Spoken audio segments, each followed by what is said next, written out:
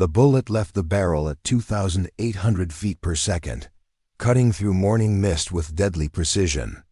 Through her scope, Sergeant Maya Chen watched the target, a playing card pinned to a wooden post 1,200 meters away, disintegrate into white confetti. The ace of spades had been split perfectly down the middle. "Lucky shot," muttered Corporal Jake Morrison from behind her, lowering his binoculars with barely concealed irritation. "Wind must have shifted just right." Preparing and narrating this type of story took us long efforts and hard work. So if you are enjoying the story, please consider subscribing to our channel. Maya didn't respond. She simply ejected the spent casing, let it fall onto the growing pile beside her shooting mat, and chambered another round. The morning air was crisp at Fort Braxton's advanced marksmanship range, carrying the scent of gun oil and determination. 15 other snipers from various units had gathered for the quarterly competition, each convinced they were the best their branch had to offer.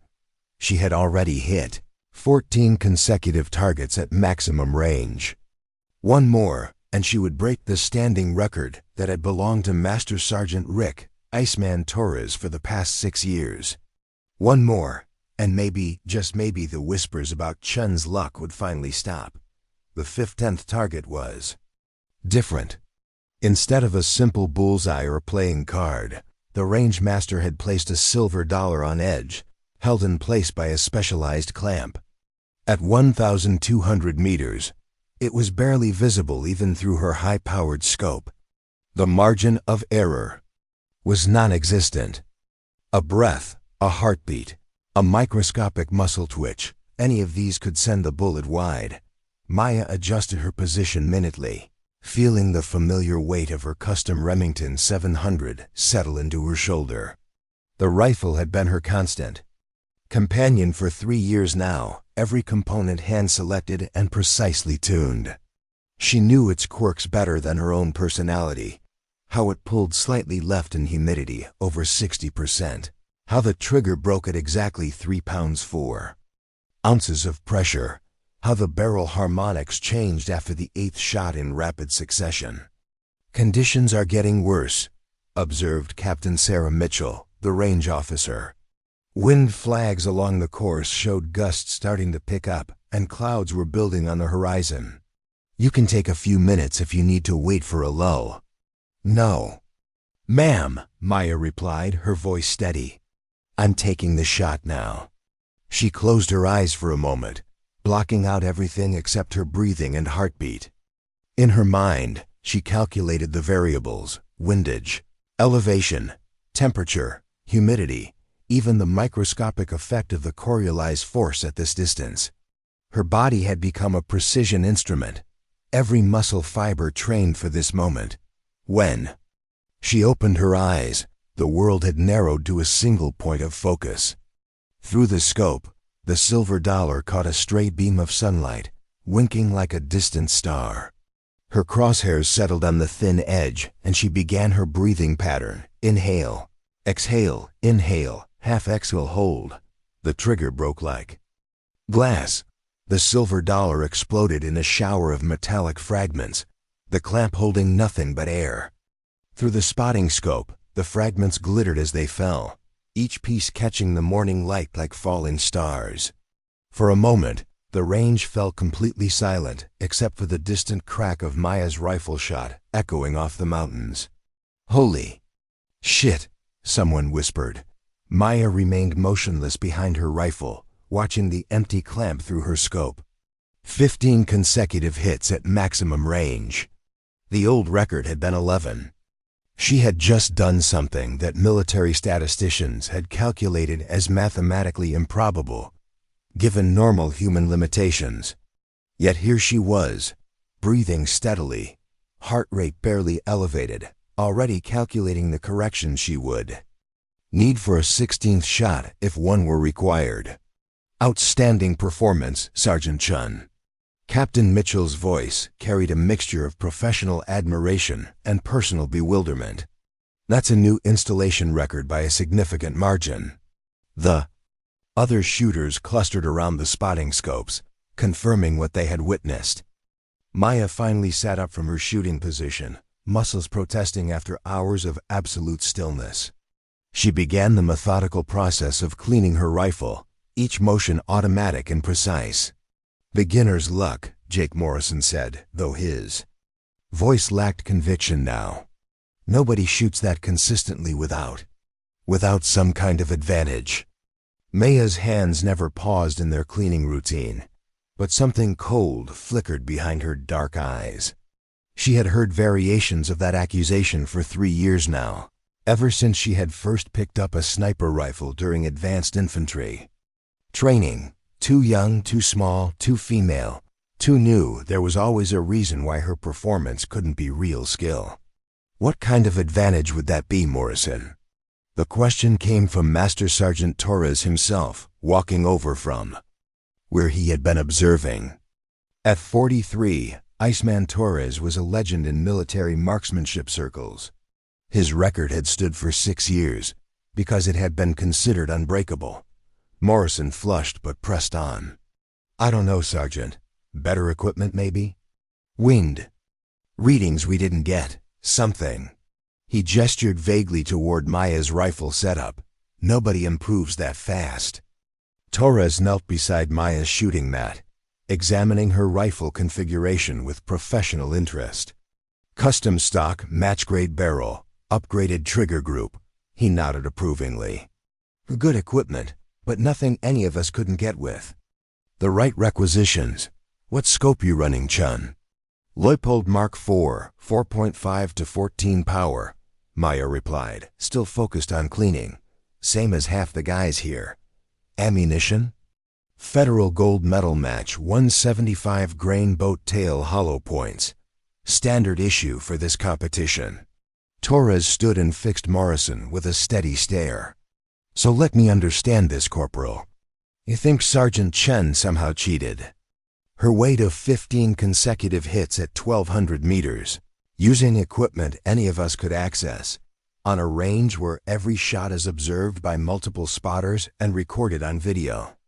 The accusation sounded ridiculous when stated plainly, and Morrison seemed to realize it. He shrugged uncomfortably. "Just seems unlikely, that's all." "Unlikely?" Torres's voice carried decades of authority. "Son, I've been shooting competitively for over 20 years. I've seen marksmen who could thread needles at 1,000 yards, and I've seen others who couldn't hit a barn door at 50 meters despite identical training and equipment. You know what the difference is?" Morrison shook his head. "Some people are born with the ability to make their bodies into precision instruments. They can control their breathing, their heartbeat, their muscle tension to degrees that seem superhuman. It's not luck, Corporal. It's talent combined with obsessive practice." Maya finished reassembling her rifle and looked up at Torres for the first time. "Thank you, Master Sergeant. But I don't need anyone to defend my shooting." Torres smiled. "No, I don't suppose you do. That was some of the finest marksmanship I've ever witnessed." He paused. "Mind if I ask how long you've been shooting?"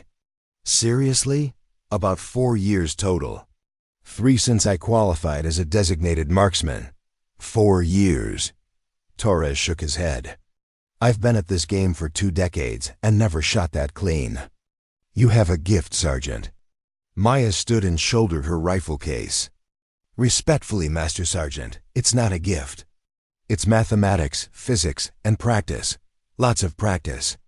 As she walked toward the range exit, conversations resumed around her in hushed tones. Maya had grown accustomed to being the subject of speculation and doubt. What she hadn't grown accustomed to was the isolation that came with being exceptional in a field where camaraderie was built on shared struggles and mutual respect.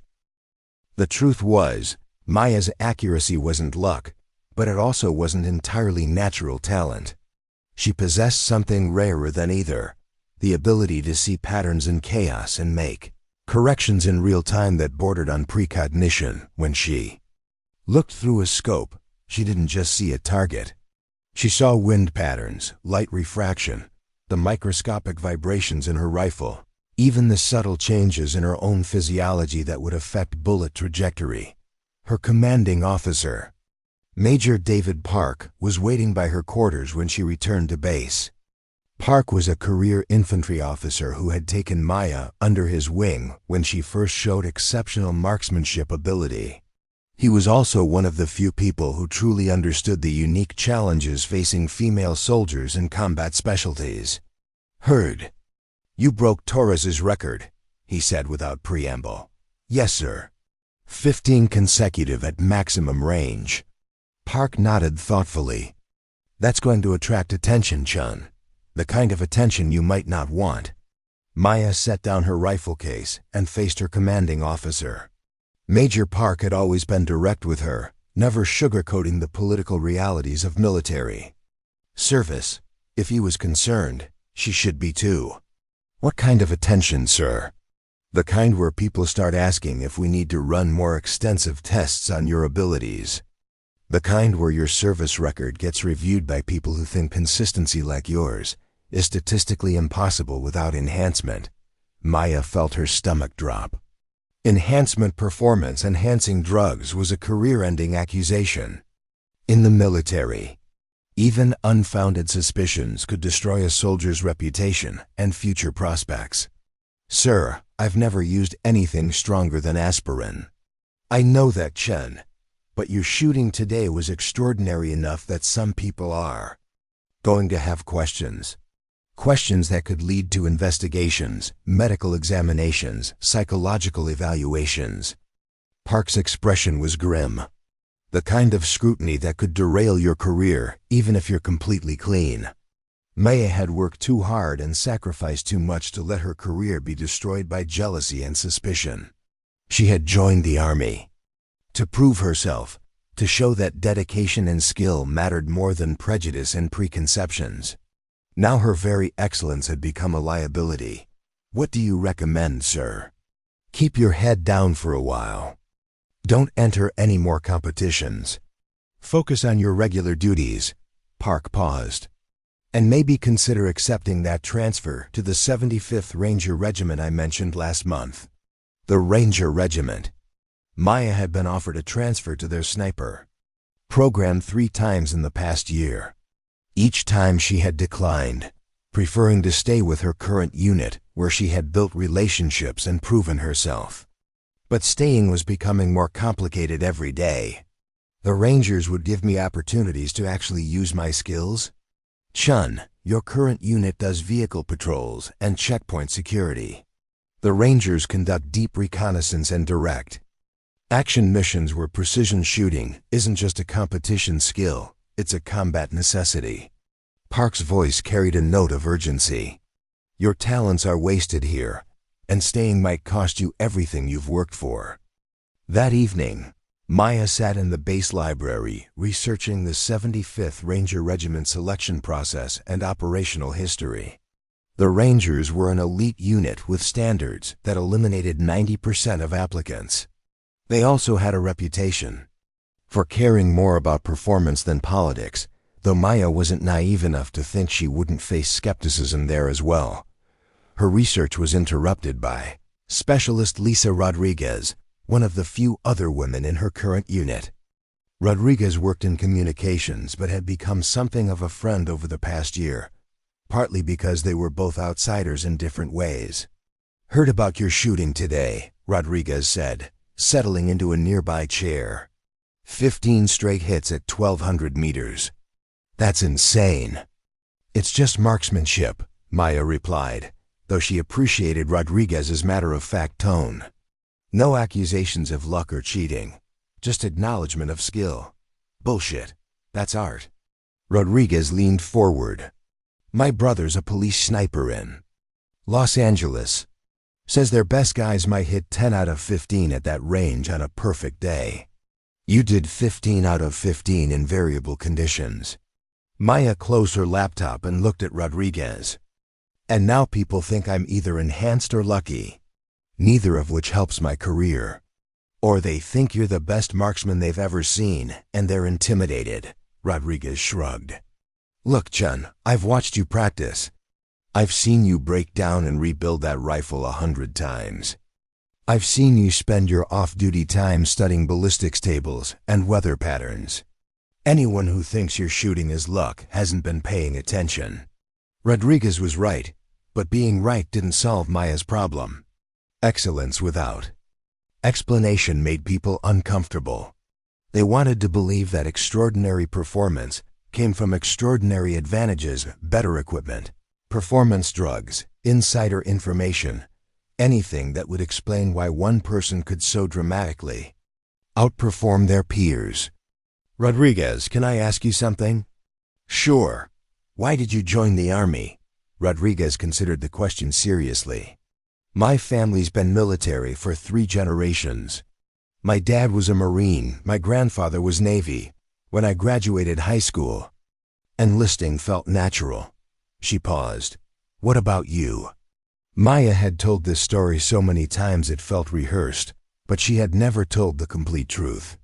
My parents immigrated from Taiwan when I was 8. My father worked construction, my mother cleaned office buildings. They sacrificed everything to give me opportunities they never had. And the army was one of those opportunities?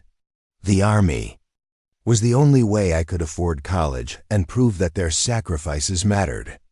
Maya's voice grew quieter. But somewhere along the way, it became about more than that. It became about showing that I belonged here, that I could excel at something that mattered. Rodriguez nodded. And now excelling is causing problems. Now, excelling is making people question whether I belong here at all. That night, Maya lay awake in her narrow bunk, staring at the ceiling and thinking about choices. She could accept the Ranger transfer and start over with a new unit, new challenges, and new skepticism. She could stay with her current unit and watch her career slowly suffocate under a cloud of suspicion and isolation.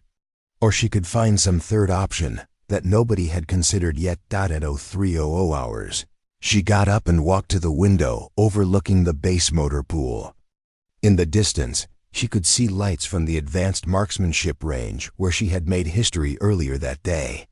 15 consecutive hits at maximum range wasn't just a record. It was a statement that excellence was possible through dedication and skill alone, but statements Maya was learning could be dangerous things in an institution built on conformity and predictable performance. The question now was whether she was strong enough to defend her statement against those who would rather believe in luck than acknowledge exceptional ability. Her phone buzzed with a text message from an unknown number. Impressive shooting today. Would like to discuss opportunities. Meet tomorrow 1400 hours, Building 47, Room 203. Come alone. Colonel J. Reyes, Special Operations Command. Maya stared at the message for a long moment. Special Operations Command didn't contact sergeants directly about opportunities unless something significant was happening. This could be the investigation Major Park had warned her about. Or it could be something else entirely. She deleted the message and returned to bed, knowing sleep wouldn't come easily. Tomorrow would bring answers to questions she hadn't known. She should be asking. And somehow, Maya suspected that her 15 consecutive hits at maximum range had been more than just a demonstration of marksmanship. They had been an audition for something much larger and more dangerous than breaking records at a base competition. The next morning brought unseasonably cold weather and a sense of anticipation that made Maya's nerves hum like piano wire. She completed her regular duties with mechanical precision while her mind raced through possibilities. Special Operations Command could want to recruit her, investigate her, or eliminate her as a potential security risk. In the military, exceptional performance could lead to exceptional opportunities or exceptional problems, sometimes both simultaneously. Building 47 was a nondescript concrete structure on the far side of the base, housing administrative offices that most soldiers never had reason to visit. Maya arrived 15 minutes early and spent the time observing the building's layout, exits, and security measures. Old habits from infantry training died hard, and she had learned to treat every unfamiliar situation as potentially dangerous. Room 203 was on the second floor, accessible by either stairs or elevator. Maya chose the stairs, partly for security and partly because movement helped calm her nerves. The hallway was empty, except for the soft hum of fluorescent lights and the distant sound of typing from nearby offices. She knocked on the door at exactly 1400 hours. Enter. Colonel Reyes was not what Maya had expected. Instead of the grizzled special operations veteran she had imagined, she found a woman in her early 40s with sharp eyes and prematurely gray hair. Her dress uniform displayed an impressive array of ribbons and badges, including ones Maya didn't recognize. Sergeant Chen, thank you for coming. Reyes gestured to a chair across from her desk. Please sit. Maya remained at attention. You wanted to see me, ma'am? At ease, Sergeant. This is an informal conversation. Reyes smiled, but her eyes remained calculating. I understand you had quite a performance at the range yesterday. Yes, ma'am. 15 consecutive hits at maximum range. 15 consecutive hits using standard equipment, standard ammunition under variable wind conditions, observed by multiple witnesses. Reyes consulted a file on her desk. The statistical probability of such performance, according to our analysts, is approximately 1 in 47,000. Maya's chest tightened. This was beginning to sound like the investigation Major Park had warned her about. Ma'am, I can provide any medical or psychological testing required to verify my performance was achieved naturally. Reyes held up a hand. Sergeant, you misunderstand my purpose here. I'm not investigating you for enhancement or misconduct. I'm recruiting you. The words hit Maya like a physical blow. Recruiting. Not investigating, not eliminating recruiting. Recruiting me for what, ma'am? Tell me, Sergeant Chen, what do you know about the Army's asymmetric warfare group? Maya searched her memory. Small unit focused on unconventional threats and tactics. They work closely with special operations.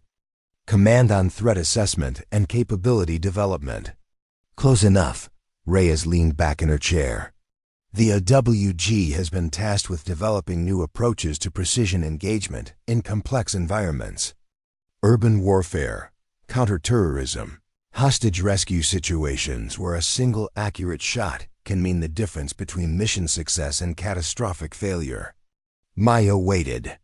Military officers rarely got to their point quickly, preferring to build context and establish authority first. Traditional sniper training focuses on long-range precision in relatively controlled environments. Two-man teams, extensive preparation time, predictable targets. Reyes's voice took on a more serious tone. We need marksmen who can perform with extreme precision under extreme stress, often alone, with minimal preparation time. Ma'am, that describes most combat situations. No, Sergeant. That describes most combat situations for elite units. What we're discussing goes beyond traditional special operations. Reyes opened another file. Tell me, have you ever heard of the Ghost Protocol? Maya shook her head. The Ghost Protocol is a classified program designed to place single-operator precision assets in high-value target environments. These operators work alone, with minimal support, in situations where traditional teams would be too large or conspicuous. The implications began to sink in. Solo operations. Minimal support. High-value targets. This wasn't just about marksmanship anymore. This was about becoming a weapon that could be deployed anywhere, anytime, against anyone. What kind of targets are we discussing, ma'am? Reyes studied Maya for a long moment before responding. The kind that threaten national security and can't be addressed through conventional military action. Terrorist leaders in protected compounds. Foreign agents conducting espionage operations. High-value targets who have made themselves unreachable through traditional means. Assassination missions. Reyes was describing assassination missions, though she would never use that word in an official capacity. Ma'am, with respect, I'm not sure I'm the right person for this type of assignment. Sergeant Chen, yesterday you demonstrated the ability to place 15 consecutive shots with precision that our best analysts considered mathematically improbable. You did so under observation, under pressure, with equipment that anyone could access. Reyes leaned forward. What you demonstrated wasn't just marksmanship, it was the ability to perform at superhuman levels when everything was on the line. Maya felt the weight of decision settling on her shoulders. This was the opportunity that could define her entire military career, the chance to prove her abilities at the highest levels of operations. It was also potentially a path toward missions she wasn't sure she was prepared to undertake. If I were to consider this opportunity, what would be required? 6 months of specialized training at a classified location. Psychological evaluation, advanced marksmanship instruction, urban warfare tactics, surveillance and reconnaissance techniques, mission planning and execution. Reyes consulted her notes. Upon successful completion, you would be assigned to a special access program with deployment worldwide as mission requirements dictate. And if I decline? Then you continue with your current unit, though I suspect you'll find your exceptional abilities somewhat wasted on checkpoint security and vehicle patrols.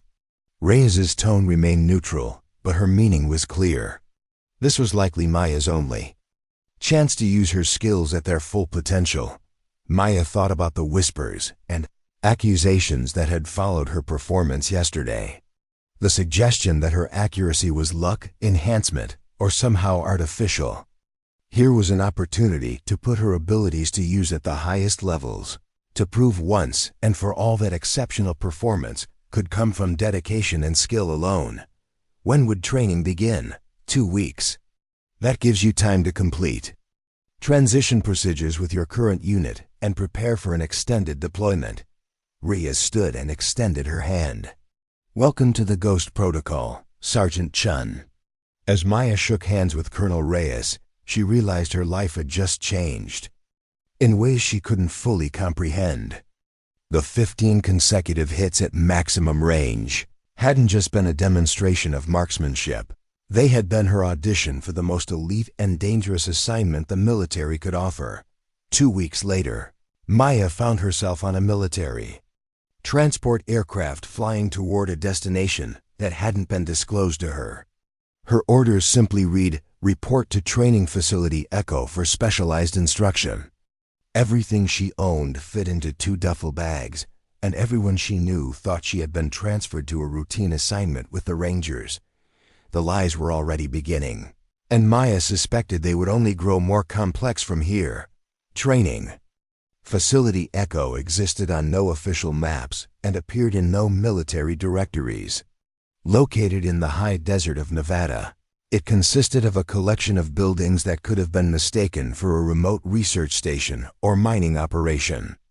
The only clues to its true purpose were the sophisticated antenna arrays and the subtle but comprehensive security measures Maya observed during her arrival. Maya was one of only 12 candidates selected for the Ghost Protocol training cycle. And she quickly realized she was not only the youngest but also the only woman in the group. The other 11 were experienced special operations veterans from various branches: Navy SEALs, Army Rangers, Marine Force Recon, and Air Force Special Tactics. Each had been selected for exceptional marksmanship ability combined with psychological profiles that indicated they could operate effectively in isolation. Their instructor was Master Chief Petty Officer Daniel Ghost Morrison, no relation to the corporal who had questioned Maya's abilities at Fort Braxton. Ghost Morrison was a legend in special operations circles, a former SEAL sniper with over 200 confirmed kills across 3 decades of service. He was also, Maya learned quickly, someone who cared only about results. "Ladies and gentlemen," Morrison announced during their first briefing, "forget everything you think you know about precision shooting. Traditional sniper doctrine is based on World War II technology and Cold War tactics.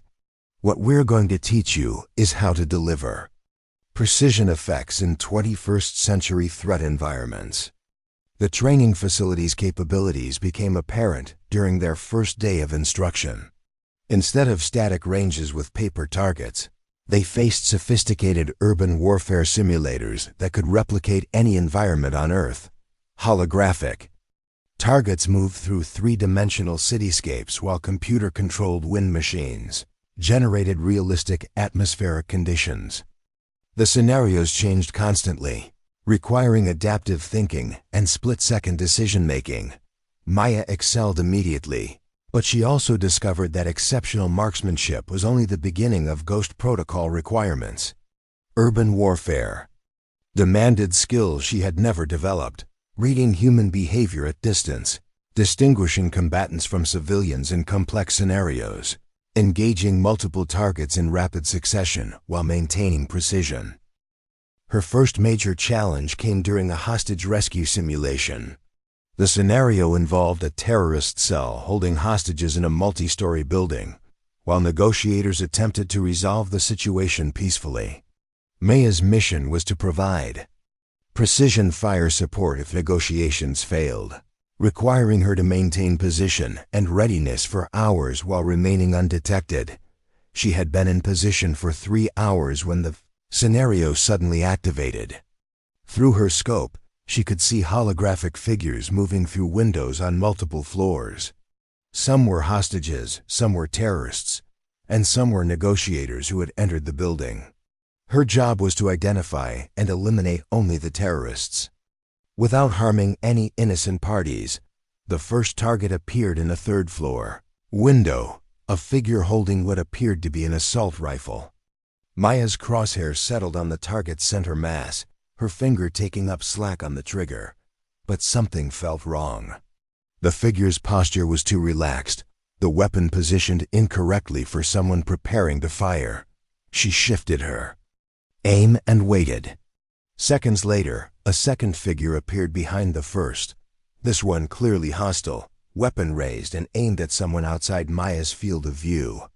She engaged immediately, watching the hologram dissolve under the impact of her simulated round. "Excellent restraint, Chen." Morrison's voice crackled through her earpiece. The first figure was a negotiator who had picked up a terrorist's weapon for evidence preservation. Most candidates engage the first target they see. The scenario continued for another 20 minutes, requiring Maya to make split-second decisions about target identification while maintaining absolute precision. By the time it concluded, she had engaged 7 targets without a single miss or misidentification. Most of the other candidates had at least one error in target selection.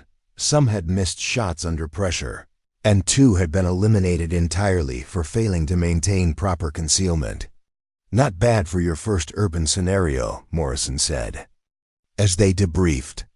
"But remember, in real operations there are no do-overs. Every decision you make has permanent consequences." Maya's success in training scenarios was balanced by growing challenges in group dynamics. The other candidates were professional in their interactions but clearly skeptical about her presence. She was younger, less experienced in combat operations, and female in a program that had historically been exclusively male. Her exceptional performance in marksmanship only heightened their suspicions about whether she truly belonged in the MA. Program. Staff, Sergeant Mike Torres, a Marine Force Recon veteran with deployments in Iraq and Afghanistan, was the most vocal about his concerns. During a break between training sessions, he approached Maya directly. "Chun, can I ask you something?" "Sure." "How many combat deployments do you have?" Maya had been dreading this question since arriving at the facility. "None. I've been stationed at Fort Braxton for my entire service period." Torres nodded, his expression neutral but his skepticism obvious. "And your combat experience consists of training exercises, advanced marksmanship competitions, and specialized instruction?" Maya met his gaze steadily. "I know what you're thinking, Torres. I don't have combat experience, and I'm taking a spot that could have gone to someone who does." "That's exactly what I'm thinking." Torres's voice carried no hostility, just professional concern.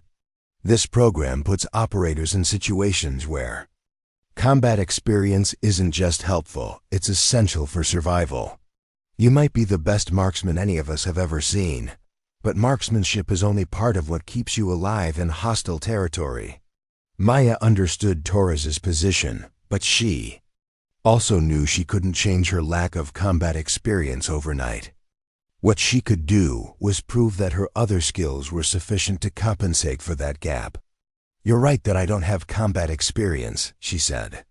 "But I have something else, the ability to perform under extreme pressure without degradation. That's not common, even among experienced operators." Torres seemed to consider this. "Maybe, but pressure in a training facility isn't the same as pressure when people are actually trying to kill you." That evening, Maya found herself reviewing her decision to accept the Ghost Protocol assignment. The training was more challenging than anything she had experienced. The other candidates questioned her qualifications, and she was beginning to understand that success would require more than exceptional marksmanship. She would need to develop combat instincts, situational awareness, and psychological resilience that typically came only from years of operational experience. Her doubts were interrupted by a knock on her door. She opened it to find Chief Morrison standing in the hallway. "Chun, we need to talk." Maya stepped aside to let him enter her quarters. Morrison's presence filled the small room, his decades of experience apparent in every movement and gesture. "I've been reviewing your performance over the past 2 weeks," he began without preamble. "Your marksmanship scores are exceptional, among the best I've seen in 20 years of instruction. Your tactical decision-making is sound, your learning curve is steep, and your ability to perform under stress is remarkable." Maya waited, sensing there was more to this conversation. "But I'm getting feedback from the other candidates about concerns regarding your combat readiness." Morrison's tone remained neutral. "They're questioning whether someone without deployment experience should be in this program. And what's your assessment, Chief?" Morrison studied her for a moment before responding. "My assessment is that combat experience is valuable, but not irreplaceable. What matters more is the ability to think clearly under extreme stress, make correct decisions quickly, and execute those decisions flawlessly." He paused.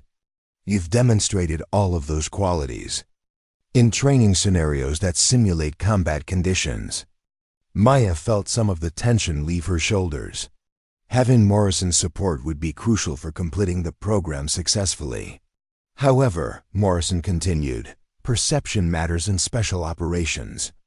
If your future teammates don't trust your abilities, that becomes an operational security risk regardless of your actual qualifications. What do you recommend, Chief? Prove yourself through performance, not arguments. Show them that your abilities translate to mission success in scenarios that matter." Morrison moved toward the door, then paused. "And Chun, stop trying to be perfect. Perfect operators don't exist, effective ones do. There's a difference." The next phase of training focused on real-world mission planning and execution. Instead of isolated marksmanship exercises, candidates were presented with complete operational scenarios requiring intelligence analysis, target identification, infiltration planning, and precise execution under time constraints. Maya's first major test came during the counter-terrorism exercise that required her to neutralize a high-value target in a crowded urban environment. The scenario was based on a real operation that had taken place in Mosul, Iraq, several years earlier. The target was a terrorist bomb maker who moved through civilian populations, making conventional military engagement impossible. Maya spent 18 hours analyzing intelligence reports, studying satellite imagery, and developing a plan for precise engagement that would eliminate the target without harming civilians. She identified 3 potential shooting positions, calculated optimal firing solutions for each, and developed contingency plans for various complications. When the scenario activated, Maya was in position 2 hours before the target's expected arrival. Through her scope, she watched hundreds of civilians moving through the crowded marketplace where intelligence indicated the target would appear. The challenge was not just accuracy, it was patience. target identification under stress, and the moral weight of taking action in an environment where a mistake could cost innocent lives. The target appeared exactly where intelligence had predicted. Moving through the crowd with 2 bodyguards and carrying what appeared to be a briefcase. Maya's training had taught her to verify target identification through multiple indicators before engaging. Even under time pressure, she watched the target's movement patterns, facial features, and behavior for 47 seconds, an eternity. In a tactical situation, before confirming positive identification. The shooting solution required a precision shot through a narrow window between civilians, engaging a moving target at 400 meters in variable wind conditions. Maya's shot was perfect. The target dropped immediately while the surrounding civilians scattered in confusion. In real operations, this type of precise engagement could prevent terrorist attacks while minimizing collateral damage. Outstanding work, Chen. Morrison's voice came through her earpiece. Positive target identification, clean engagement, 0 civilian casualties. That's exactly the kind of precision we need in complex environments. During the debrief, Maya learned that only 3 of the 12 candidates had successfully completed the scenario without errors. 5 had failed to positively identify the target before engaging. 2 had missed their shots due to pressure, and 2 had been detected by opposing forces during positioning. Torres approached her after the debrief with a different expression than she had seen before. That was solid work in there, Chen. 47 seconds of target confirmation in a tactical situation shows real discipline. Thank you. Look, I owe you an apology. I've been questioning whether you belonged in this program based on your lack of combat experience. Torres's voice carried genuine respect now. But what you demonstrated today was something that can't be taught, the ability to make life and death decisions under extreme pressure while maintaining moral clarity about civilian protection. Maya appreciated the acknowledgement, but she also understood that one successful scenario didn't address all the challenges she would face in the program. She was still the youngest, least experienced candidate in the group. Earning respect would require consistent performance across diverse operational scenarios. That night, Maya called Major Park using a secure communication system that allowed limited contact with the outside world. Park had been instrumental in helping her navigate the early stages of her military career, and she valued his perspective on her current situation. "How's the specialized training going?" Park asked, speaking carefully on what they both knew was a monitored line, challenging but manageable. "The instruction is exceptional, though some of the material goes beyond anything I've encountered before." "And your fellow students?" "Professional. Some initial skepticism, but that's decreasing as we work together more." Maya paused. "Sir, can I ask you something?" "Of course." "When you recommended this program, did you anticipate how demanding it would be? Not just physically, but psychologically?" Park's silence stretched for several seconds. "Chun, exceptional opportunities come with exceptional challenges. What you're experiencing now is preparing you for responsibilities that most soldiers never face. The question isn't whether it's demanding. The question is whether you're strong enough to meet those demands."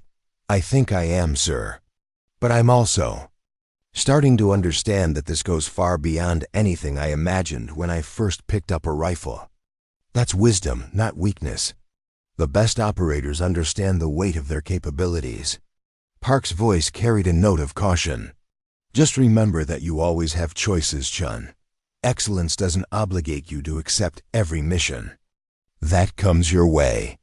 After ending the call, Maya lay awake thinking about choices and obligations. She had joined the military to prove herself, to show that dedication and skill could overcome prejudice and limitation. Now she was being trained for missions that would require her to make life and death decisions about people she had never met, in countries she might never visit again. The moral complexity of her situation became more apparent during the next phase of training, psychological evaluation and mission ethics instruction. Dr. Maya Chen, no relation, despite sharing a surname, was a military psychologist who specialized in evaluating personnel for high-stress assignments. Tell me about your motivations for joining this program, Dr. Chen began during Maya's first evaluation session. I want to use my abilities at their full potential. Traditional assignments don't provide opportunities for that. And what do you see as your abilities? Maya considered the question carefully. Exceptional marksmanship, the ability to perform under stress, and analytical thinking that allows me to solve complex problems quickly. Dr. Chen made notes before continuing. How do you feel about the possibility of taking human life in service of mission objectives? The question was direct and unavoidable. Maya had known it was coming, but she still felt her chest tighten when confronted with it directly. I understand that some missions may require lethal action to protect innocent lives or national security interests. I'm prepared to accept that responsibility if properly authorized and justified. That's a textbook answer, Sergeant. I'm asking about your personal feelings, not your professional training. Maya thought about the holographic targets she had engaged during training scenarios. Each one represented a human being whose life would end if she pulled the trigger in a real operation. The weight of that responsibility was enormous, but so was the potential to prevent greater harm through precise action. I don't take the possibility lightly, Doctor. But I also understand that inaction can have consequences too. If my abilities can prevent terrorist attacks or protect innocent people, then I have an obligation to use them responsibly. Dr. Chen continued the evaluation for another hour, exploring Maya's psychological resilience, moral reasoning, and ability to cope with the isolation that would characterize Ghost Protocol operations. The assessment was thorough and sometimes uncomfortable, but Maya understood its necessity. Operators who couldn't handle the psychological demands of solo missions could become liabilities to coup, themselves and others. The final phase of training introduced Maya to operational planning at a level of detail she had never encountered. Instead of following orders developed by others, Ghost Protocol operators were expected to analyze intelligence, develop mission plans, and execute operations with minimal supervision. This required skills that went far beyond marksmanship, language capabilities, cultural awareness, surveillance techniques, and the ability to blend into civilian populations. Maya discovered she had an aptitude for pattern recognition that served her well in intelligence analysis. She could identify subtle connections in complex data sets, spot anomalies in normal behavior patterns, and predict likely outcomes based on incomplete information. These skills complemented her marksmanship abilities and began to establish her unique value within the program. That her breakthrough moment came during a comprehensive exercise that required candidates to plan and execute a complete operation from start to finish. The scenario involved a terrorist cell planning an attack on an international summit meeting. Intelligence indicated the cell had acquired explosives and was preparing to target the summit venue, but their exact plans and timeline were unknown. Maya's assignment was to conduct surveillance on suspected cell members, identify their operational plans, and neutralize the threat before it could be executed. The exercise required her to operate alone in a simulated urban environment for 72 hours, gathering intelligence while remaining undetected. She began by analyzing all available intelligence on the suspected terrorists, photographs, known associates, behavioral patterns, and suspected hideouts. From this information, she developed a surveillance plan that would allow her to track their movements and identify their operational preparations. For 3 days, Maya moved through the urban training environment like a ghost. She established observation posts in abandoned buildings, followed targets through crowded streets, and photographed meetings between cell members. Gradually, she pieced together their plan: a truck bomb targeting the main entrance of the summit venue during the opening ceremony, On the final day of the exercise, Maya identified the location where the terrorists were assembling their explosive device. From a concealed position 600 meters away, she had clear lines of sight to 3 terrorists working on the truck bomb. The scenario required her to neutralize all 3 targets simultaneously to prevent any of them from triggering the device manually. Maya had never attempted a multiple target engagement at that distance under time pressure. The margin of error was non-existent. If she missed any target or failed to engage them quickly enough, the exercise would end in failure. She spent 20 minutes calculating firing solutions for each target, accounting for their movement patterns, and the time required to transition between shots. When she engaged, Maya fired 3 shots in 11 seconds. Each shot found its target with lethal precision, and the terrorist threat was eliminated before they could complete their attack preparation. The exercise ended with a successful mission and 0 simulated casualties. "Exceptional work, Chen," Morrison said during the debrief. "Multiple precision engagements under extreme time pressure, perfect target identification, and flawless operational security throughout the entire exercise. That's the kind of performance we need from Ghost Protocol operators." Maya felt a sense of accomplishment that went beyond personal satisfaction. She had proved to herself and others that her abilities could translate to mission success in complex, high-stakes scenarios. More importantly, she had demonstrated that exceptional marksmanship combined with analytical thinking and operational discipline could produce results that might be impossible through conventional approaches. Torres approached her after the debrief with genuine respect in his expression. "Chen, I owe you more than an apology. What you did in there was extraordinary. 3 precision shots in 11 seconds at 600 meters in a tactical scenario. With lives on the line." He paused. "I've never seen anything like it. Thank you, Torres. That means a lot coming from someone with your experience. I was wrong about you not belonging in this program. Combat experience is valuable, but it's not a substitute for the kind of natural ability you possess." Torres extended his hand. "I'd be honored to serve alongside you on future operations." As Maya shook hands with Torres, she realized her position in the program had fundamentally changed. She was no longer the questionable candidate whose qualifications were in doubt. She had become one of the most promising operators in the training cycle, someone whose unique combination of skills could contribute to mission success in ways that others couldn't replicate. But with recognition came increased expectations and responsibilities. Morrison pulled her aside after the group debrief to discuss her future within the Ghost Protocol program. "Chen, your performance over the past 8 weeks has been outstanding.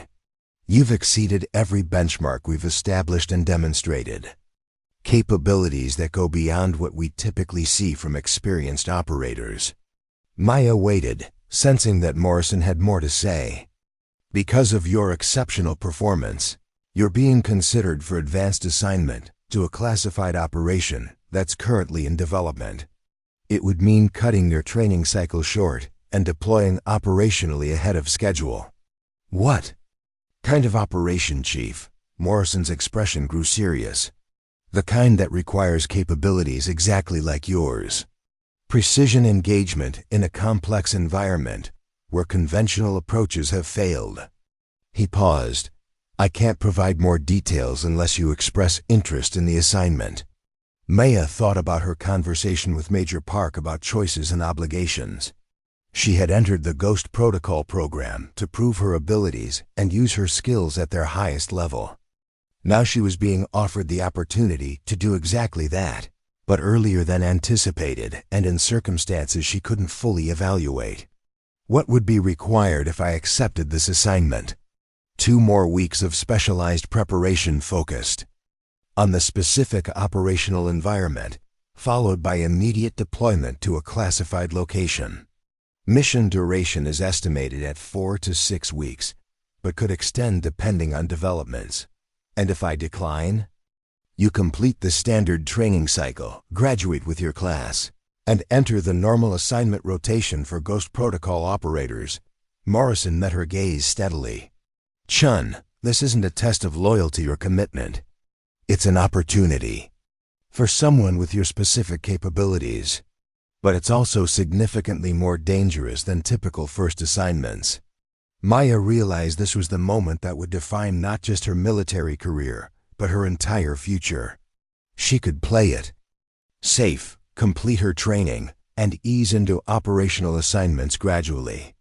Or she could accept the challenge of immediate deployment to a mission that apparently required her unique combination of skills. Chief, can I have 24 hours to consider the offer? Of course, but Chun? Morrison's voice carried a note of caution. Whatever you decide, make sure it's your decision, not what you think others expect from you. That evening, Maya walked alone through the training facility, thinking about paths and choices. The desert air was crisp and clear, filled with stars. That seemed impossibly bright compared to the light pollution she remembered from her previous assignments. Out here, away from the complications of normal military life, it was easier to focus on what truly mattered. She thought about her parents, working multiple jobs to provide opportunities they had never had themselves. She thought about the whispers and accusations that had followed her exceptional performance at Fort Braxton. She thought about the 15 consecutive hits at maximum range that had started this entire journey. Most of all, she thought about purpose. Maya had joined the military to prove herself, but somewhere during training she had discovered something deeper. The understanding that her abilities could serve purposes beyond personal achievement. The simulated terrorist scenarios they had trained on were based on real threats. The precision engagements they practiced could mean the difference between successful operations and catastrophic failures in actual missions. Maya's exceptional marksmanship wasn't just a personal achievement.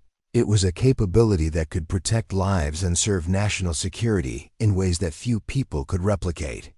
The question was whether she was ready to accept the full weight of that responsibility. By morning, she had made her decision. Maya knocked on Morrison's office door at precisely 0800 hours. Her decision crystallized by a night of careful consideration. Come in, Chun. Morrison was reviewing files when she entered, his expression unreadable. Maya had learned to respect the chief's ability to compartmentalize information and emotions, traits that had kept him alive through decades of dangerous operations. I'll accept the assignment, Chief. Morrison nodded and closed the file he had. Then reading. I hoped you would, but I'm also concerned about rushing you into operational deployment. What convinced you to take the risk? Maya had anticipated this question and prepared a thoughtful response. Chief, my abilities are most valuable when applied to missions that actually matter. Training scenarios are important for development, but they don't create the same stakes as real operations. She paused. If there's a mission that specifically requires my capabilities, then declining would be a disservice to everyone this mission could protect. Preparing and narrating this type of story took us long efforts and hard work. So if you are enjoying the story, please consider subscribing to our channel. That's a mature perspective, but maturity doesn't stop bullets or compensate for experience. You haven't had yet. Morrison's voice carried genuine concern. Chun, what I'm about to tell you doesn't leave this room until you're fully briefed on the operation. Maya straightened. Understood, Chief. 6 months ago, intelligence services identified a new terrorist network operating in Eastern Europe. This network has been responsible for 3 major attacks in the past year, including the bombing of a refugee center in Bulgaria that killed 47 people. Morrison's expression grew grim. They're led by a former Russian military sniper named Viktor Kozlov, someone who's proven extremely difficult to locate and eliminate through conventional means. Maya felt her pulse quicken. A former military sniper leading a terrorist network meant they were dealing with someone who understood exactly the kind of capabilities that would be deployed against him. Kozlov has established a sophisticated operation that moves frequently between safe houses in urban environments. He never stays in one location for more than 48 hours, travels with minimal security, and maintains operational security that makes conventional surveillance extremely difficult. Morrison paused. What makes him particularly dangerous is his ability to identify and eliminate threats to his organization before they can act. How many attempts have been made to neutralize him? 4 different operations by 3 different intelligence services, all failed. 2 resulted in blown covers that compromised years of intelligence gathering. 1 resulted in casualties among operatives. Morrison's voice grew harder. Kozlov isn't just a terrorist leader, he's a counter-surveillance expert who's proven better at this game than anyone hunting him. Maya began to understand why her specific capabilities were being considered for this mission. Conventional approaches had failed because they relied on teams, extended surveillance, and predictable operational patterns. A single operator with exceptional precision abilities could potentially succeed where traditional methods had failed. What would my role be in this operation? Single operator reconnaissance and elimination mission. You would be inserted into the operational area with minimal support, conduct independent surveillance to locate Kozlov, and execute precision engagement when the opportunity presents itself. Morrison met her gaze directly. Chun, this is exactly the kind of mission Ghost Protocol was designed for, but it's also extremely dangerous. You would be operating alone in hostile territory against a target who has already demonstrated the ability to detect and eliminate threats. Maya thought about the training scenarios she had completed over the past 8 weeks. Urban surveillance, target identification, precision engagement under pressure, all skills that would be essential for this type of mission. But Morrison was right that training scenarios, no matter how realistic, couldn't fully replicate the stakes and unpredictability of actual operations. Chief, what's the intelligence assessment of my chances for mission success? Morrison consulted his notes. Intelligence analysts estimate a 60% probability of successfully locating Kozlov within the operational timeframe. Once located, they assess an 80% probability of successful engagement, given your demonstrated marksmanship capabilities. He paused. They also assess a 40% probability of mission compromise that could result in operator casualty or capture. 40% probability of casualty or capture. Maya had known the risks would be significant, but seeing them quantified made the danger more real. She would be operating alone, with minimal support, against a target who had already proven capable of detecting and eliminating threats. When would deployment occur? 2 weeks. That gives you time for specialized preparation focused on the operational environment and specific target characteristics. Morrison leaned back in his chair. Chun, I need you to understand something. Accepting this mission means accepting the possibility of not coming home. It means operating at the absolute limit of your capabilities in circumstances where small mistakes have permanent consequences. Maya had been preparing for this moment since her first day in the Ghost Protocol program. The training, the evaluations, the gradual increase in mission complexity, all of it had been leading toward assignments exactly like this one. She could decline and wait for less dangerous missions, but she also understood that her unique combination of skills might be the key to stopping a terrorist who had already killed dozens of innocent people. I accept the mission, Chief. Morrison studied her for a long moment before nodding. Then we begin specialized preparation tomorrow. Dr. Chen will conduct additional psychological evaluations to ensure you're prepared for solo operations. You'll receive cultural and linguistic briefings on the operational environment, detailed intelligence on Kozlov and his organization, and specialized equipment training for items you'll carry on the mission. As Maya left Morrison's office, she realized her life had just changed in fundamental ways. In 2 weeks, she would be deployed to a foreign country with orders to locate and eliminate a terrorist leader who had evaded every previous attempt at capture or assassination. She would be operating alone, with minimal support, in an environment where detection could mean death. That afternoon, Maya began the most intensive preparation period of her military career. The specialized training was unlike anything she had experienced during the standard Ghost Protocol program. Instead of general capabilities development, every hour was focused on mission-specific requirements.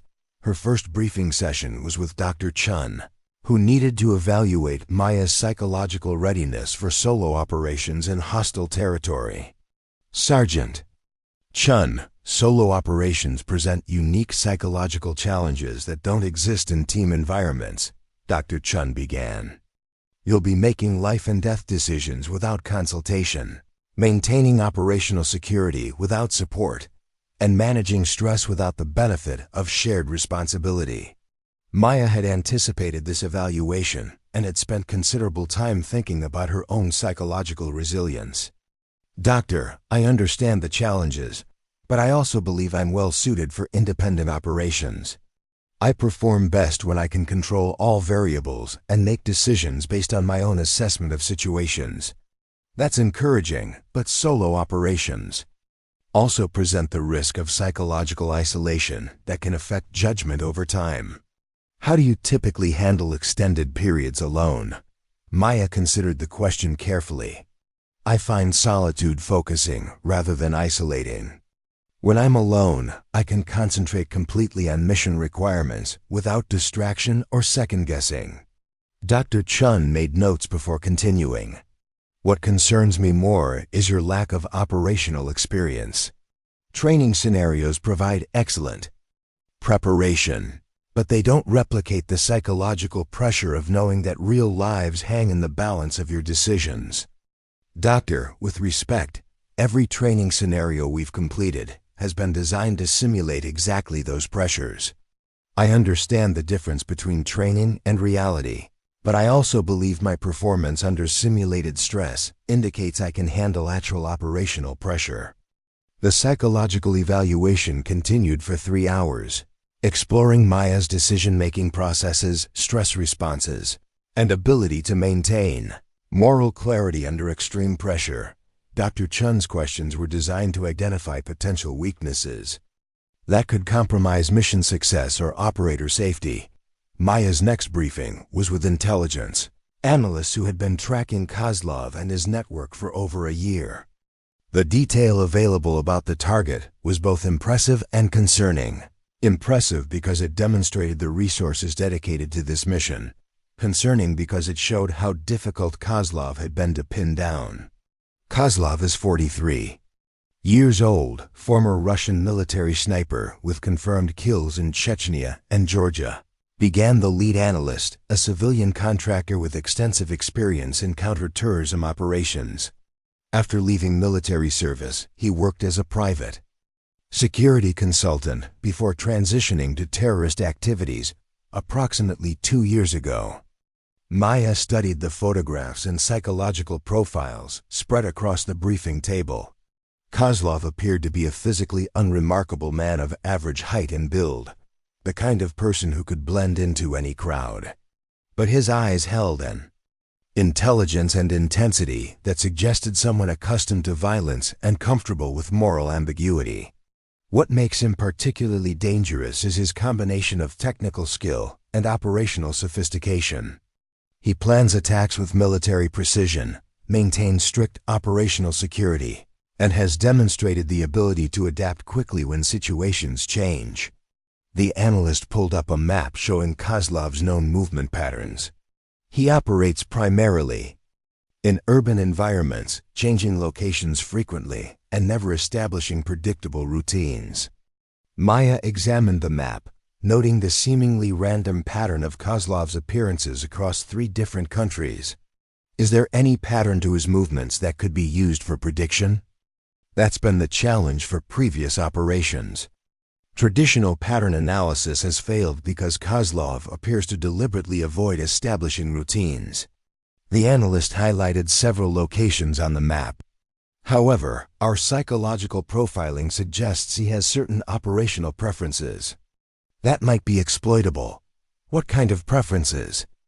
Kozlov favors locations that provide multiple escape routes, avoids areas with heavy security presence, and tends to operate in districts with significant civilian populations. The analyst paused.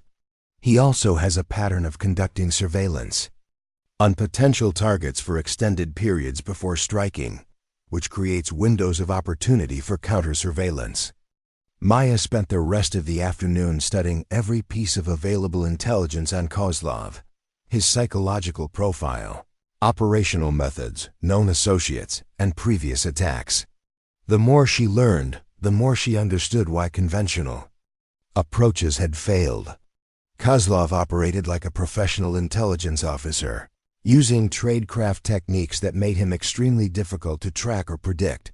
Her evening was spent with Master Chief Morrison, who briefed her on the operational environment and support structure for the mission. You'll be inserted into Prague under diplomatic cover as a cultural attach with the U.S. Embassy, Morrison explained. This provides legitimate reason for presence in the country and access to limited diplomatic resources if needed. Maya nodded, making notes on the cover identity she would need to maintain. What kind of support will be available in country? Maya spent hours on the range, practicing shots from concealed positions at distances between 200 and 800 meters. The urban environment would require her to engage targets from building windows, rooftops, and other improvised positions while maintaining concealment and managing complex ballistic considerations. Her final evaluation came during a comprehensive exercise that simulated the complete mission profile. Maya was required to maintain cover identity while conducting surveillance operations, locate a simulated target using available intelligence, and execute a precision engagement under realistic conditions. The exercise lasted 4 days and tested every skill she had developed during Ghost Protocol training.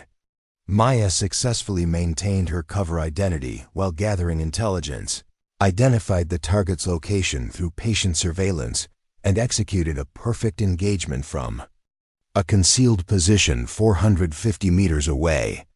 Outstanding performance, Chen, Morrison said during the final debrief. You've demonstrated the capabilities necessary for mission success. But remember, actual operations present challenges that no training scenario can fully replicate. Maya understood the warning, but she also felt confident in her preparation. She had developed skills over the past 4 months that went far beyond marksmanship, intelligence analysis, surveillance tradecraft, operational planning, and the psychological resilience necessary for solo operations. Most importantly, she had proven to herself and others that exceptional performance was possible through dedication and skill alone. The whispers about lucky shots and artificial advantages had been replaced by professional respect and recognition of genuine capability. On her final evening before deployment, Maya called Major Park using the secure communication system. Park had been instrumental in her early military career, and she wanted to speak with him before undertaking her first operational mission. I'm deploying on a classified assignment tomorrow, she told him, speaking carefully on the monitored line. How do you feel about the opportunity? Maya considered the question seriously, nervous but prepared. The training has been exceptional, and I believe I'm ready for the challenges ahead. Chen, can I give you some advice that served me well during difficult assignments? Of course, sir. Trust your training, but don't rely solely on it. When situations become unpredictable, and they will trust your instincts and maintain situational awareness above all else. Park's voice carried decades of experience. The most dangerous moments in operations are when everything seems to be going according to plan. I'll remember that, sir. And Chen? Remember that success isn't just about completing the mission. Success is completing the mission and coming home safely. Don't let mission focus compromise your survival instincts. After ending the call, Maya spent her final evening reviewing mission materials and conducting last-minute equipment checks. Everything she would need fit into 2 diplomatic bags that would accompany her on commercial flights to Prague. Her specialized equipment would be retrieved from a cache once she was in country. As she prepared for sleep, Maya thought about the journey that had brought her to this point. 18 months ago, she had been a vehicle patrol soldier at Fort Braxton, frustrated by assignments that didn't challenge her abilities. Now she was preparing for a solo mission that would test every skill she had developed and potentially save lives by eliminating a dangerous terrorist. The 15 consecutive hits at maximum range seemed like a lifetime ago, but Maya understood that they had been more than a demonstration of marksmanship. They had been the beginning of a journey toward using her abilities at their highest potential, in service of purposes that mattered beyond personal achievement. Tomorrow, that journey would take her to Prague, where she would face the ultimate test of whether exceptional marksmanship could translate to mission success in the real world. Maya was as ready as training could make her, but she also understood that some lessons could only be learned through experience. The question was whether she would survive long enough to learn them. Maya's flight to Prague departed at 0630 hours. From a commercial airport she had never heard of, located 2 hours from the training facility. The diplomatic passport in her cover name felt strange in her hands, though she had practiced using it dozens of times during preparation. According to her documentation, Sarah Mitchell was a 28-year-old cultural attaché specializing in Eastern European art history, a cover identity that would explain extended stays in museums and cultural sites that provided excellent surveillance platforms. The flight itself was unremarkable, filled with business travelers and tourists who paid no attention to the quiet young woman reading an art history journal in seat 14C. Maya used the travel time to review her mission parameters one final time, though every detail had been memorized. Weeks ago, Kozlov had been spotted in Prague twice over the past month, both times in the historic district where his network apparently maintained safe houses among the maze of medieval buildings and tourist destinations. Intelligence suggested he was planning another attack, though the target and timeline remained unknown. Maya's mission was to locate him through patient surveillance and eliminate him before he could execute whatever operation he was planning. Prague's Václav Havel Airport was busy with afternoon traffic when Maya arrived. Her diplomatic credentials expediting passage through customs and immigration. The cultural attaché cover provided excellent protective status. Diplomats were generally left alone by local authorities and had legitimate reasons for extensive travel throughout the city. Maya's first stop was the U.S. Embassy, where she needed to establish contact with her single in-country support asset. The embassy was a modern building in the lesser town district, surrounded by the kind of security measures that marked American diplomatic facilities worldwide. Her contact was Robert Hayes, a career Foreign Service officer who served as the embassy's liaison with visiting cultural specialists. According to Maya's briefing, Hayes had been cleared for knowledge of her true mission, but had no operational training or experience.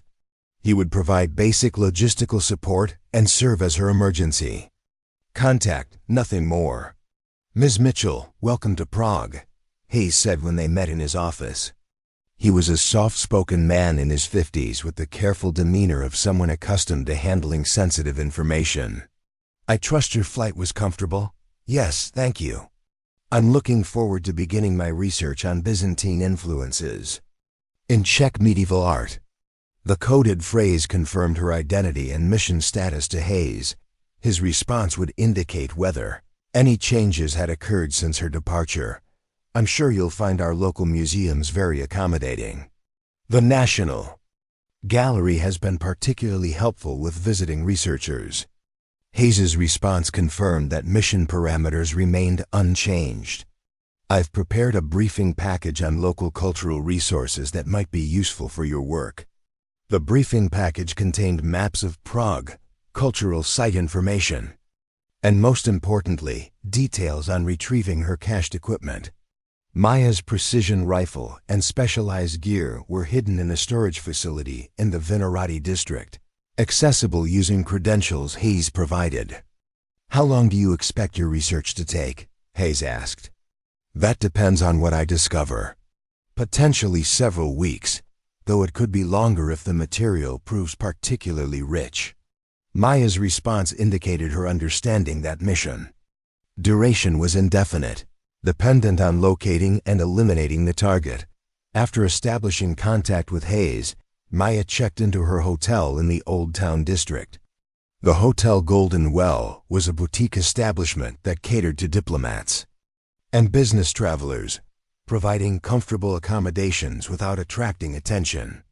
Her room overlooked the Vltava River and provided excellent views of the surrounding city views that would be useful for surveillance planning.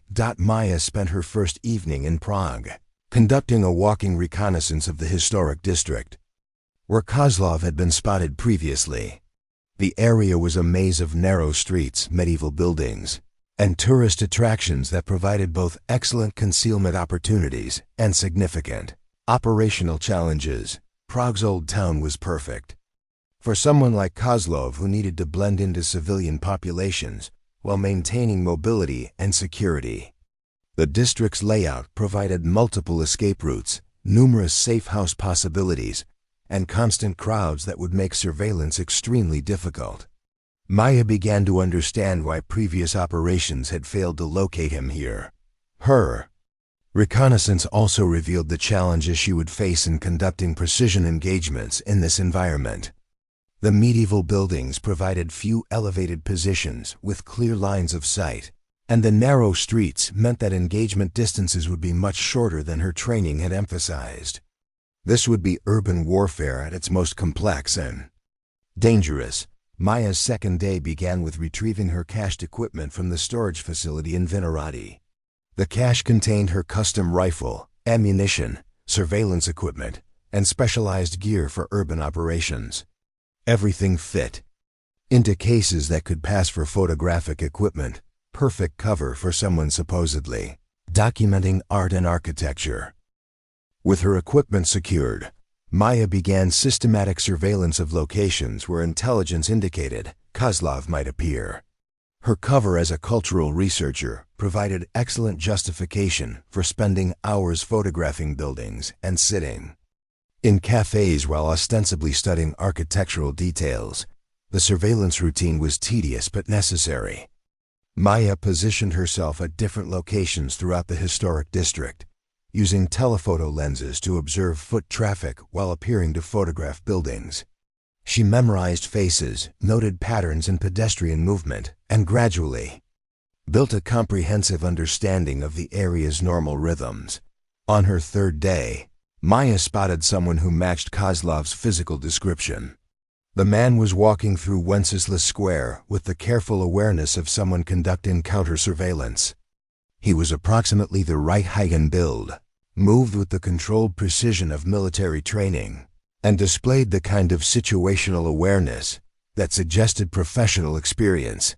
Maya followed at a distance, using tourist crowds for concealment while maintaining visual contact. The man led her through a complex route that included several sudden direction changes and stops at shop windows, classic techniques for detecting surveillance. After 40 minutes, he disappeared into the Prague metro system, leaving Maya without confirmation of his identity. The encounter was frustrating but educational. If the man had been Kozlov, he had demonstrated exactly the kind of counter-surveillance awareness that made him so difficult to track. If he hadn't been Kozlov, Maya had wasted 3 hours following a phantom. Either way, she had learned that surveillance in this environment would require patience and extremely careful technique.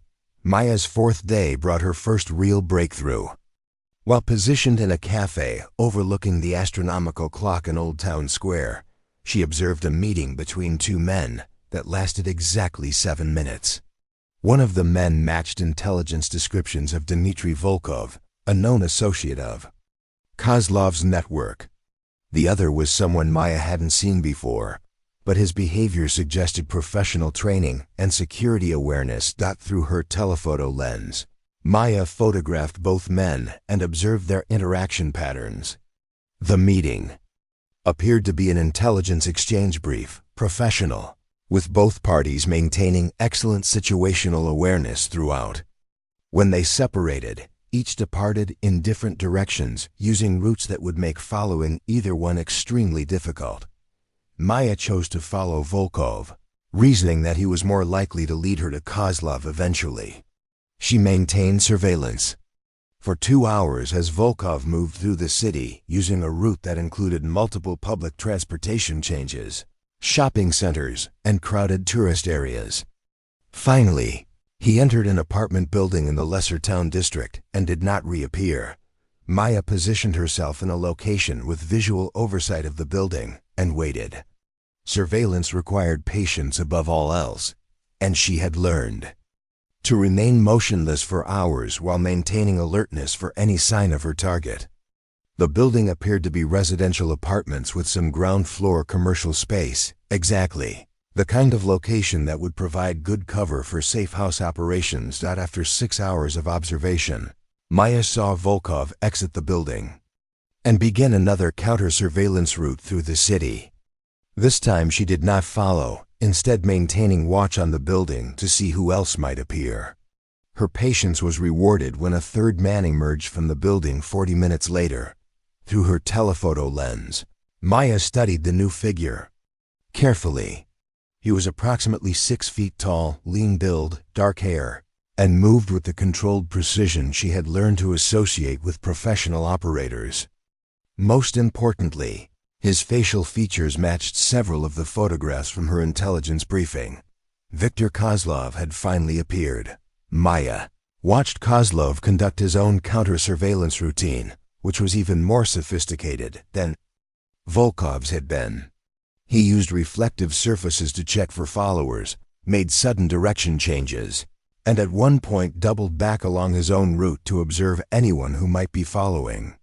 His technique was flawless, demonstrating years of experience in hostile environments. Kozlov's route took him through several districts of Prague before ending at a small restaurant in the Vinohrady area.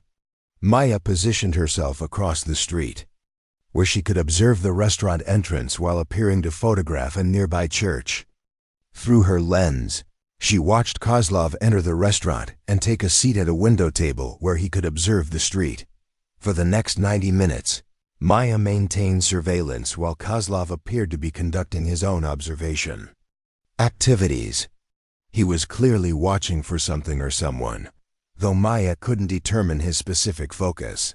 What was obvious was that Kozlov was an extremely professional operative who understood surveillance and counter-surveillance at the highest levels. When Kozlov finally left the restaurant, Maya faced a critical decision. She could attempt to follow him and risk detection, or she could maintain surveillance on the restaurant to see if others appeared. Her training suggested that following would be too dangerous given Kozlov's demonstrated counter-surveillance abilities, but letting him disappear might mean losing contact indefinitely. Maya chose patience over aggression, maintaining her position to observe the restaurant. Her decision was validated when another man approached the restaurant 20 minutes after Kozlov's departure, looked through the window, and then left without entering. The timing suggested Kozlov had been conducting counter-surveillance on a planned meeting, ensuring the location was secure before his associate arrived. The associate's behavior confirmed Maya's suspicions about Kozlov's operational sophistication. The terrorist leader wasn't just conducting meetings, he was orchestrating complex security protocols that would challenge even experienced teams. Maya had witnessed a demonstration of tradecraft that explained why 4 previous operations had failed to locate him. Maya maintained her position for another hour before carefully withdrawing from the area. She had accomplished more in 4 days than previous operations had achieved in weeks: positive identification of Kozlov and documentation of one of his operational locations. But visual contact was only the beginning. Now she needed to predict his movements, and create an opportunity for engagement. That evening, Maya analyzed her photographs and observations in her hotel room. Kozlov's route through the city had revealed several important patterns. He favored locations with multiple escape routes, avoided areas with heavy police presence, and conducted extensive counter-surveillance before any operational activity. Most importantly, he appeared to be establishing a routine around the restaurant in Vinohrady. Maya's analysis suggested Kozlov was using the restaurant as an observation post for surveillance on a nearby target. The location provided excellent views of several buildings that could house potential targets, a small bank, government offices, and a cultural center that hosted international events. Given Kozlov's history of attacking civilian targets, any of these could be potential objectives. Over the next 3 days, Maya conducted patient surveillance on the restaurant and surrounding area. She established observation posts in nearby buildings, photographed everyone who entered or left the restaurant, and gradually mapped the security patterns around potential targets. The work was methodical and exhausting, requiring absolute focus while maintaining her cultural attach. Cover. On the 7th day of her mission, Maya's patience was rewarded with intelligence that changed everything. While monitoring communications intercepts provided by embassy sources, she learned that an international refugee assistance conference was scheduled at the cultural center for the following week. The conference would bring together humanitarian workers from across Europe, exactly the kind of soft target that Kozlov's network had attacked previously. Maya immediately understood the operational picture. Kozlov wasn't planning random surveillance, he was conducting target assessment for an attack on the refugee conference. The restaurant provided perfect observation of the cultural center, allowing him to study security measures, identify vulnerabilities, and plan an attack that could kill dozens of humanitarian workers. The realization created urgency that hadn't existed before. Maya was no longer hunting a terrorist who might strike eventually. She was racing to prevent an imminent attack on innocent people. The mission parameters had fundamentally changed from patient surveillance to immediate action. Maya spent that evening developing engagement plans for multiple scenarios. The urban environment limited her options significantly, but she identified 3 potential shooting positions that could provide clear lines of sight to the restaurant where Kozlov conducted his surveillance. Each position had advantages and disadvantages that would need to be weighed against circumstances at the time of engagement. Her best option was a 4th-floor window in an apartment building across the street from the restaurant. The position provided a clear field of fire at 240 meters, though it required gaining access to the building and positioning her rifle without being detected by residents or passers-by. The engagement would need to be quick and clean to avoid civilian casualties. Maya's backup positions were a rooftop 380 meters away and a construction site 290 meters from the restaurant. Both offered concealment advantages but required longer shots in an urban environment with significant ballistic complications. Rooftop position also had limited escape routes if the situation became compromised. On the 8th day, Maya observed Kozlov return to the restaurant and conduct another surveillance session. This time, she was positioned in the apartment building across the street, having gained access by posing as a photographer documenting urban architecture.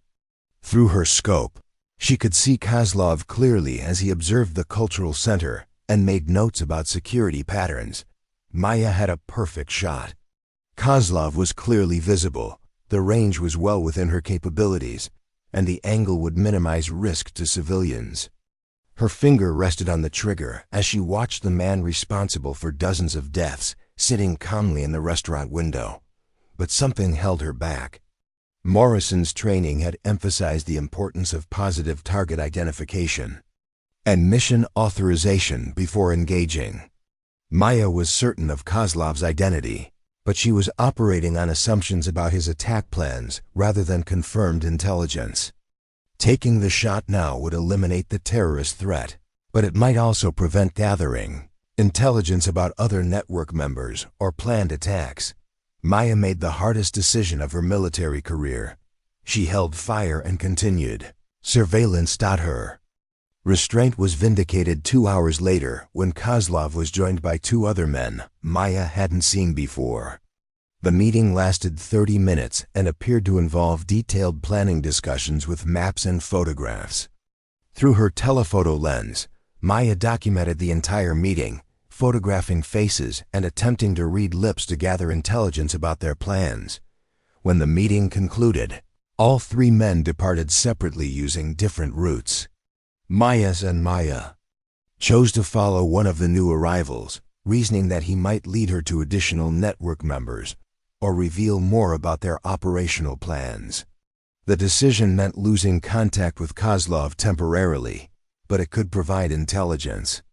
That would allow disrupting the entire network rather than just eliminating one member. Maya's gamble paid off magnificently. The man she followed led her through another, complex counter-surveillance route that ended at a warehouse in the industrial district outside central Prague. Through careful observation, Maya discovered the warehouse contained what appeared to be bomb-making materials and equipment for a large-scale attack. The intelligence changed everything.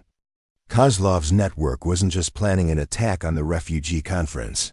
They were preparing multiple operations with explosives that could cause massive casualties. Maya had discovered the terrorist cell's operational center, but she now faced a challenge beyond her mission parameters: how to deal with a threat too large for a single operator to handle. Maya contacted Hayes through emergency procedures that evening, providing coded information about her discoveries. Within 6 hours, she received new instructions that reflected the elevated threat level: continue surveillance on Kozlov, while additional assets were deployed to handle the larger network. Maya's mission had expanded from eliminating one terrorist to providing intelligence for a comprehensive operation against the entire cell. The next morning brought Maya's most challenging day yet. She returned to surveillance of the restaurant where Kozlov appeared for another observation session. But this time he was displaying behavior that suggested heightened security awareness. He spent more time checking for surveillance, varied his arrival and departure times, and positioned himself differently within the restaurant. Maya realized Kozlov might have detected signs of surveillance, though hopefully not her specifically. Previous operations had failed partly because they were compromised by poor tradecraft, and Kozlov had learned to recognize the subtle indicators that suggested he was being watched. Maya adjusted her own surveillance techniques, using longer-range observation and limiting her exposure time in any single position. Her caution proved justified when Kozlov suddenly abandoned his normal routine and disappeared from the restaurant. After only 20 minutes, Maya had been watching through her scope from the apartment building when Kozlov abruptly stood, left money on the table, and exited through the restaurant's rear entrance. His departure was so sudden and unexpected that Maya barely had time to track his movement before he vanished into the maze of streets behind the building. Maya had lost her target at the worst possible moment. Intelligence indicated the refugee conference would begin in 3 days, meaning Kozlov's attack was imminent. She had documented his surveillance of the target and discovered his network's operational center, but she had failed to maintain contact when it mattered most: spending the next 18 hours in intensive surveillance of every location where Kozlov had been spotted. Maya found no trace of the terrorist leader. He had either left Prague entirely or gone to ground so effectively that finding him would require resources she didn't possess. The mission was approaching failure at the moment when success was most critical. Maya's breakthrough came from an unexpected source. While reviewing photographs from her surveillance, she noticed a pattern in Kozlov's behavior that she had missed initially. The terrorist leader had been photographing the cultural center during his restaurant visits, but his camera angle suggested he was documenting specific architectural features rather than general security measures. Maya studied the building plans. for the cultural center and realized Kozlov had been focusing on the building's structural supports and emergency exits.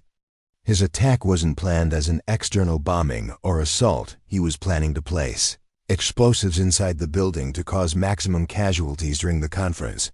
The realization provided Maya with predictive intelligence about Kozlov's next moves. To place explosives inside the cultural center, he would need to conduct reconnaissance of the building's interior. The conference was scheduled to begin in 2 days, meaning Kozlov would likely attempt access to the building within the next 24 hours. Maya positioned herself in surveillance of the cultural center, focusing on service entrances and areas that would provide access without attracting attention. Her patience was rewarded when Kozlov appeared at the building's rear service entrance, dressed as a maintenance worker and carrying tools that could conceal explosive devices. This was Maya's opportunity. Kozlov was clearly visible, the range was manageable, and his intent was obvious. Most importantly, eliminating him now would prevent the attack on the refugee conference while he was in the act of placing explosives. Maya settled into her shooting position on a nearby rooftop, her custom rifle providing a clear view of the cultural center's service entrance. Through her scope, she watched Kozlov work on what appeared to be an electrical panel while actually installing explosive devices. The terrorist was completely focused on his task, unaware that he was being observed by someone with the capability to end his operation permanently. Maya's crosshairs settled on Kozlov's center mass. The range was 380 meters, within her demonstrated capabilities even under stress. Wind conditions were minimal, visibility was excellent, and the target was stationary. Everything aligned for a perfect engagement that would eliminate one of Europe's most dangerous terrorists and prevent an attack that could kill dozens of innocent people. Maya controlled her breathing, took up slack on the trigger, and prepared to fire the shot that would define her military career and potentially save countless lives. The bullet left her rifle at 2,810 feet per second, cutting through the afternoon air with the same deadly precision she had demonstrated on the range at Fort Braxton. Through her scope, Maya watched Viktor Kozlov collapse as the round found its target with mathematical accuracy. The terrorist who had evaded capture for over a year was eliminated by a single shot from a marksman he had never detected. Maya immediately began her withdrawal procedure, disassembling her rifle and preparing to evacuate the area before check. Authorities responded to reports of gunfire. Her mission was complete, but operational security required immediate extraction to avoid complications with local law enforcement. As she moved through Prague's streets toward her extraction point, Maya reflected on the journey that had brought her to this moment. 18 months earlier, she had been questioning her place in the military after facing skepticism about her abilities. Now she had successfully completed a solo operation that eliminated a high-value terrorist target and prevented an attack on innocent civilians. Maya's extraction from Prague was as smooth as her insertion had been. Within 12 hours of eliminating Kozlov, she was aboard a military transport aircraft returning to the United States.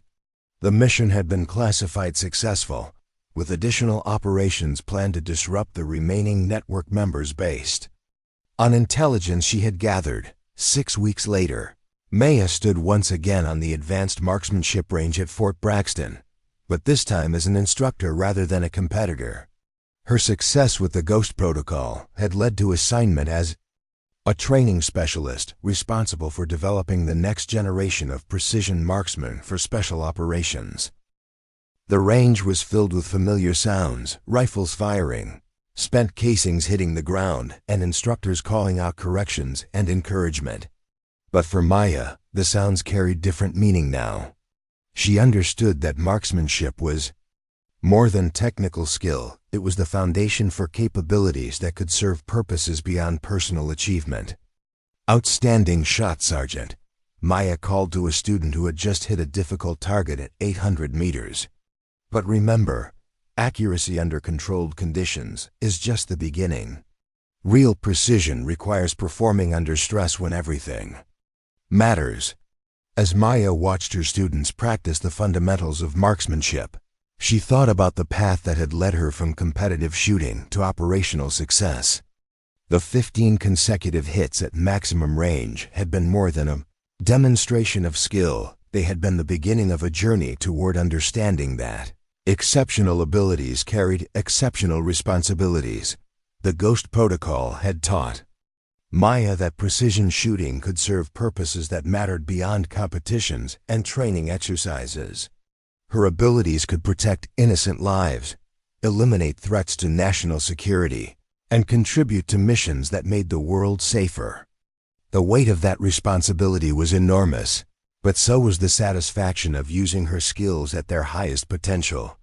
Maya's story had become legend within special operations circles, though the details remained classified.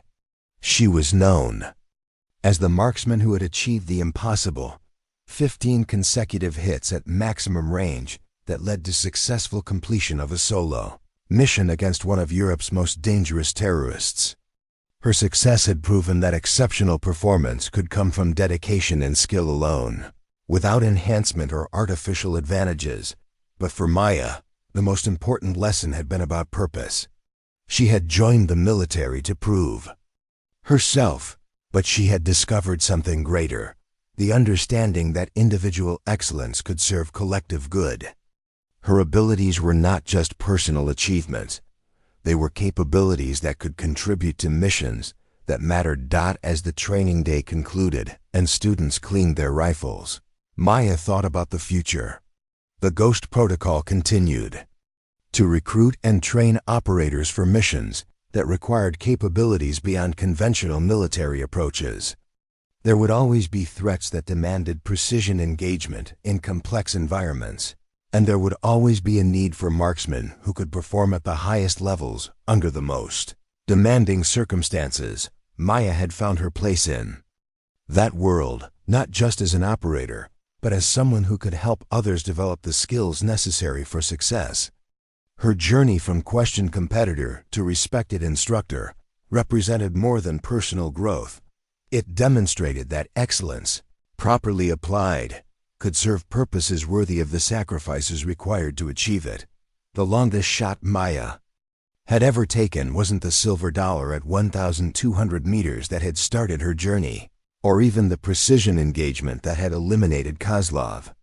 The longest shot had been believing in herself enough to pursue excellence despite skepticism, doubt, and the challenges that came with being exceptional in a field that valued conformity. Maya Chen had taken that shot and hit the target perfectly. If this epic story captured your imagination and kept you engaged from beginning to end, here's how you can help us continue creating these amazing narratives.